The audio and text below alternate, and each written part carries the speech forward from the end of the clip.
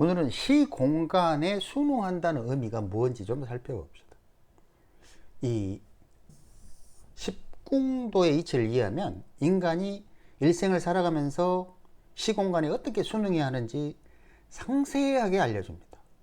현명한 사람은 이 자연에서 알려주는 지혜대로 순응하며 적절하게 행동하기에 안정적인 삶을 살아가죠.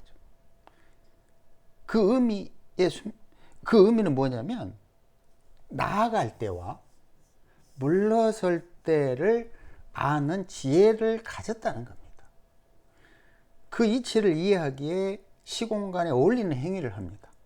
정반대로 행동하는 것을 우리는 행위가 적절하지 않다고 표현하죠. 어떤 사람이 있어요. 돈이 많습니다. 하지만 일에 치여 돈을 버느라 행복하지도 않습니다. 벌어둔 돈 전혀 쓰지 못하고 죽을 거라는 걱정하며 살아갑니다. 쓰지도 못할 돈 속에 파묻혀 죽음을 재촉하죠. 왜? 물러설 때를 모르기 때문이죠.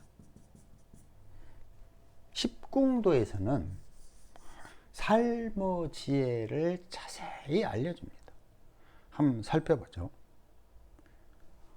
인간의 탄생에서 죽음에 이르는 과정을 표현한 것이 십궁도죠. 이 갑에서 육체를 얻어 탄생을 하고 신에서 죽음에 이릅니다. 탄생과 죽음 사이에 이런 시공간이 흘러갑니다. 간단하게 살펴보면 이 을에서는 부모 형제들과 함께 부대끼며 성장하는 과정이죠. 여기까지는 사실 사회라고 하기도 힘들어요. 오죽 가족 단위 이런 느낌의 삶의 범위입니다. 하지만 병화 16세 요 시기에 이르면 사회를 향해 나아갑니다. 가정을 벗어나기 시작하죠. 그리고 달리 표현하면 세계의 출발점에 섭니다. 따라서 육체에도 많은 변화가 오죠. 그리고 고등학교를 졸업하고 대학교에 들어갑니다. 그러다 24세 요 정화의 시기에 이르면 내 미래를 걱정하기 시작해요. 그리고 나에게 맞는 직업을 택하고 사회활동을 시작합니다. 사회활동.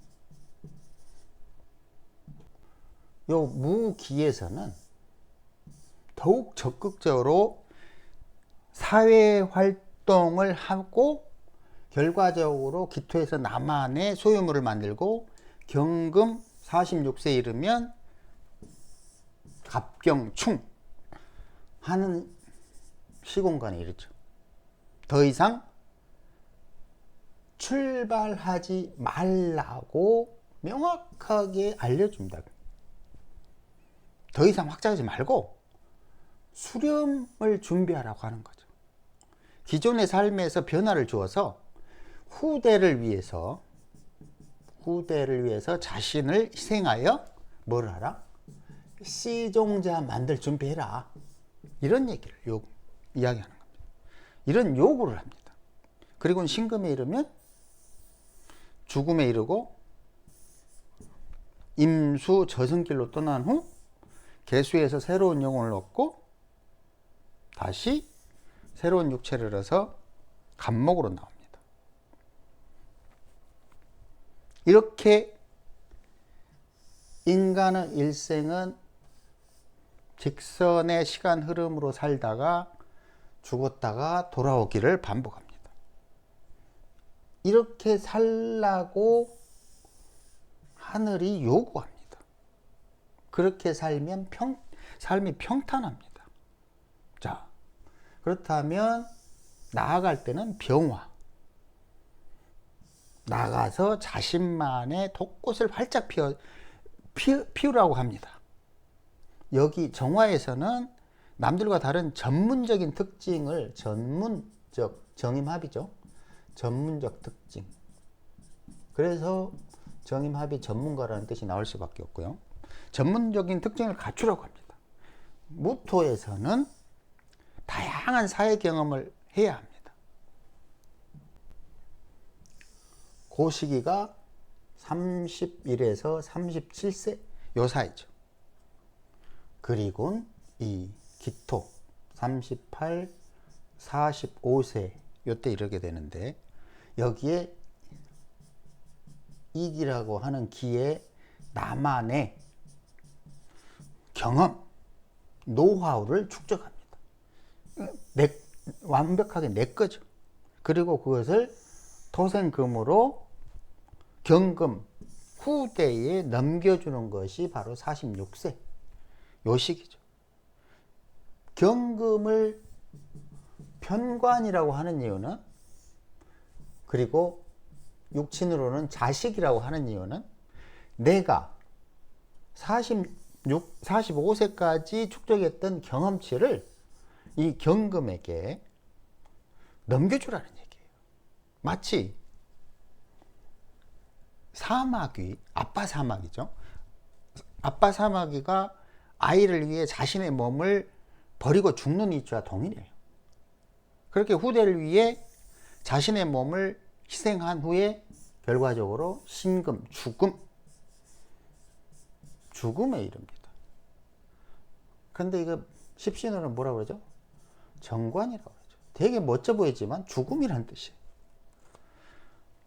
이런 시공간 흐름에 순응하면 됩니다.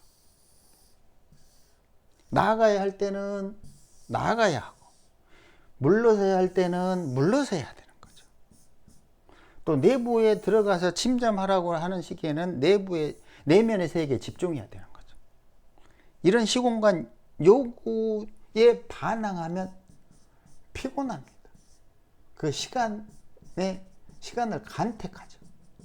내 인생은 왜 이렇게 피곤할까? 나는 왜 이렇게 운이 없을까?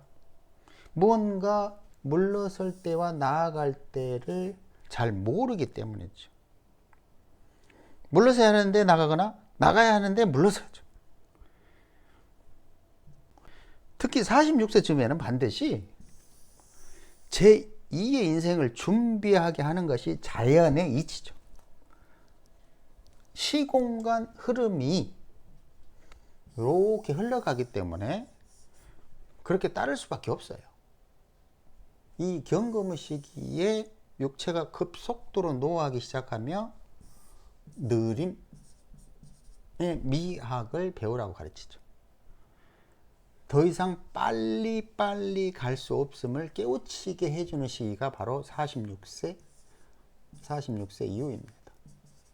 달리 표현하면 인생의 브레이크를 밟으라고 요구합니다. 이게 삼합운동으로 표시하면 인호술 반대편, 여기 신금이죠. 이게 바로 십신으로는 역마입니다. 윤회의 출발점, 이 자수로 가는 윤회의 출발점.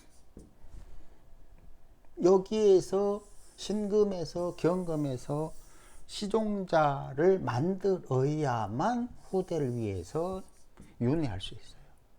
그래야 영생을 얻습니다. 비록 자기 육체는 죽지만 후대를 통해서 영원히 사는 겁니다. 후대를 위해서 자신을 희생해야만 되는 거죠. 이런 시공간을 모르면은 그 시공간에 순응하지 못하고 자기 욕심 채우느라 정신을 못 차려요. 왜냐하면 누가 사실은 이런 이치를 알려주지 않기 때문이죠. 세상은 이렇게 생겨먹었단다, 이런 걸 알려주지 않아요. 그러니까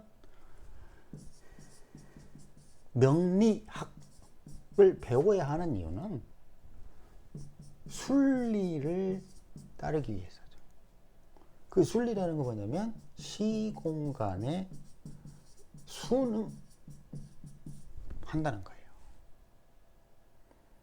그러니까 시공간의 의미를 잘 활용을 못하니까 그냥 순리를 를 따르라고 그렇게 말을 하죠. 그럼 순리는 누가 결정할까요? 무엇이 결정하죠? 바로 시공간이 결정합니다. 그러면 시공간의 이치는 뭐죠? 요 십공도가 잘 설명해 줍니다. 그냥 그대로 따르면 됩니다. 자, 후대를 위해 어떤 시종자를 남길 겁니까? 좋은 시종자를 남기시고 갖고 있는 돈은 저에게 남기십시오.